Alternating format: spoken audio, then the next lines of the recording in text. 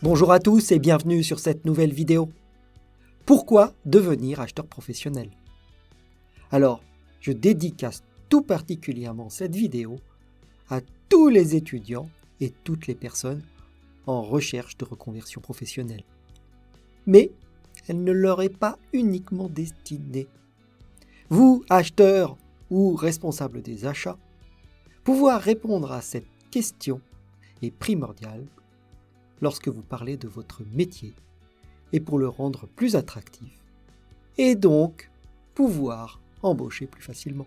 Alors, balayons les stéréotypes de la fonction achat et ceci juste après le générique.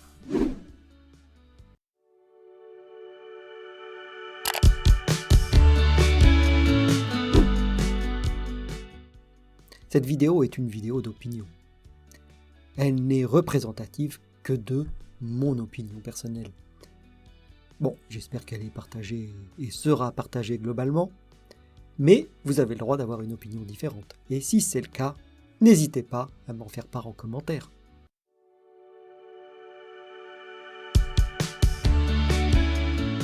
Alors pour commencer, pour moi, il n'existe pas un métier d'acheteur professionnel, mais plusieurs.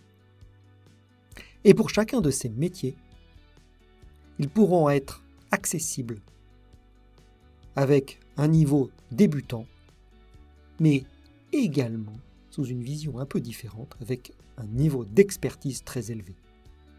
Premier domaine un peu à part, les acheteurs de marché public. Alors comme moi personnellement, je n'ai jamais été acheteur de marché public, je ne peux pas réellement vous en donner un feedback très éclairé. Par contre, j'étais acheteur dans une société privée qui répondait à des marchés publics. Donc je connais quand même quelques contraintes. Ce que je peux en dire, c'est que d'après ma vision des choses, le marché d'acheteur public est très encadré. Il est très encadré par la réglementation. Un acheteur marché public ne peut pas faire ce qu'il veut. Passer certains montants parfaitement établis et légalement établis, il se doit de faire un appel d'offres. Et cet appel d'offres doit être particulièrement formalisé pour être en adéquation avec la réglementation des marchés publics. Et s'il ne le faisait pas, son appel d'offres et donc ses achats pourraient tout simplement être annulés. Et c'est la source première des contentieux qu'il y a entre les différents concurrents qui répondent à un marché public. Le perdant a souvent tendance, lorsque l'enjeu est important, à chercher à faire des réclamations pour annuler l'appel d'offres.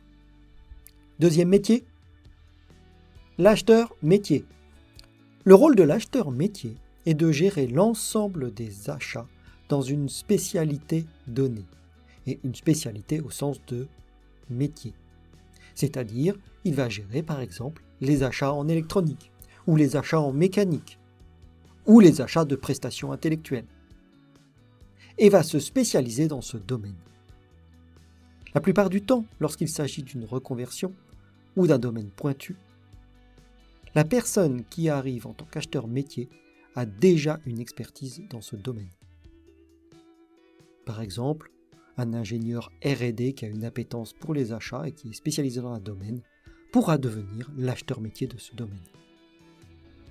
On trouve également des étudiants qui ont fait des études en électronique par exemple et qui à l'issue de leur cursus d'électronicien suivent un cursus de négociateur. Ils deviennent principalement des acheteurs métiers des marchés électroniques. Et ayant une compétence technique dans ce qu'ils achètent, ils sont crédibles vis-à-vis des commerciaux, mais surtout, ils sont capables d'apporter du conseil en interne et de capter l'innovation des fournisseurs vers la R&D de sa société, tout en expliquant les avantages à choisir tel ou tel produit. Alors bien sûr, comme je le disais, il y a plusieurs niveaux. On peut partir du technicien qui évolue vers la fonction achat, jusqu'à l'ingénieur qui va évoluer vers la fonction achat. Alors bien sûr, le niveau d'expertise technique ne sera pas nécessairement le même. Et un ingénieur apportera une plus-value d'ingénieur sur des aspects stratégiques de long terme, alors qu'un technicien va apporter, en plus de ses conseils, une plus-value sur les aspects process et conseils techniques. Une autre famille d'acheteurs, c'est les acheteurs projets. L'acheteur projet, quant à lui, aura pour mission de gérer, de manager l'ensemble des achats, quel qu'en soit le type, pour un projet donné. À ce titre, il pourra coordonner les activités de certains de ses collègues spécialistes dans un métier donné, donc acheteur métier. Alors quand je dis coordonner, bien souvent il n'a pas de supériorité hiérarchique. Il fait un travail de coordination.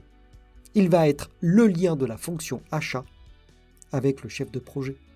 En tant qu'acheteur projet, généralement, il aura également en charge l'ensemble des achats et des négociations qui ne sont pas dévolus à un acheteur métier spécifique. À noter que, heureusement, les frontières entre les différents métiers d'achat ne sont pas étanches et qu'il n'est pas rare d'avoir différentes casquettes successivement ou simultanément.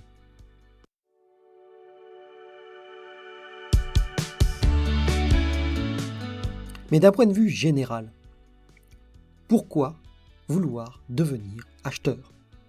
C'est avant tout un métier de contact humain. C'est un intermédiaire entre des demandeurs à l'intérieur de l'entreprise qui ont besoin d'un produit donné et des fournisseurs qui peuvent vendre ce produit ou ce service.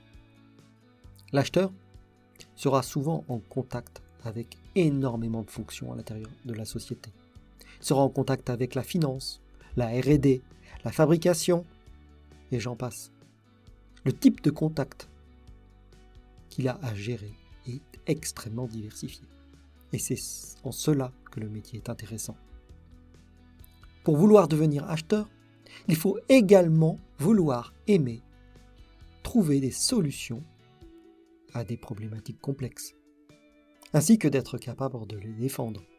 On y fait régulièrement des tâches très variées, du marketing achat, de la recherche de solutions, de la compréhension du besoin, de la négociation bien sûr, et aussi du juridique, puisqu'il va bien falloir émettre des bons de commande ou négocier des contrats avec les fournisseurs. Avec ce métier, vous êtes également à la fois sur le court terme et le long terme. Alors, le court terme, parce que vous aurez nécessairement à trouver des solutions urgentes pour des besoins urgents. Mais vous aurez également à intervenir dans la stratégie de votre société, en définissant, en contractualisant ou en choisissant des partenariats de long terme. Pour certains, c'est également un métier parfait pour voyager et découvrir d'autres cultures. Car bien sûr, maintenant, le métier d'acheteur est très tourné vers l'international. Et j'ajouterai que vouloir devenir acheteur, c'est également vouloir occuper une fonction qui est de plus en plus stratégique pour la société qui vous emploie. Elle est extrêmement importante pour la compétitivité de celle-ci. J'aime souvent dire que l'acheteur fait la marge de la société, alors que le vendeur, lui, fait le chiffre d'affaires.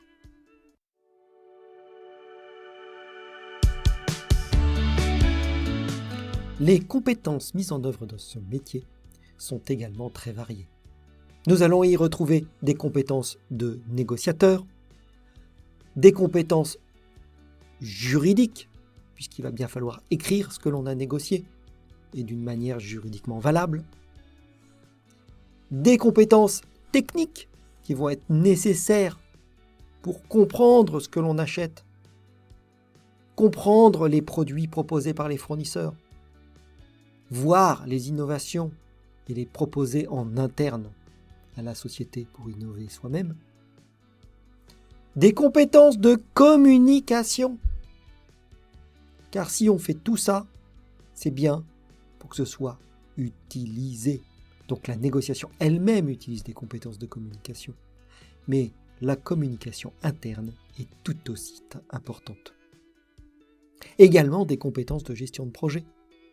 Vous aurez à faire face à des délais et il faudra mettre en œuvre les actions qui vont bien et faire appel aux personnes qui pourront vous aider pour mener à bien vos actions. Et surtout des capacités importantes d'analyse pour prendre une bonne décision malgré une quantité importante de données de différents types. Mais attention, dans ce métier, il n'y a pas que des avantages. Le corollaire de tout ça, c'est que c'est bien souvent un métier qui est constamment sous pression.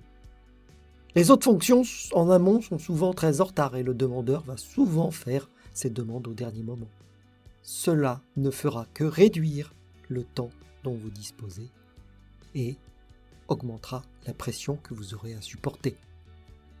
Alors bien sûr, il existe des méthodologies, des processus à mettre en place et de la maturité globale à gagner au niveau du service achat pour éviter cela. Mais même dans ce cas, vous aurez à faire face à des imprévus, à des problématiques d'arrêt de production de vos fournisseurs, voulus ou non voulus. On vous demandera également parfois de trouver des solutions qui n'existent pas. Dans ce cas, à vous de faire au mieux.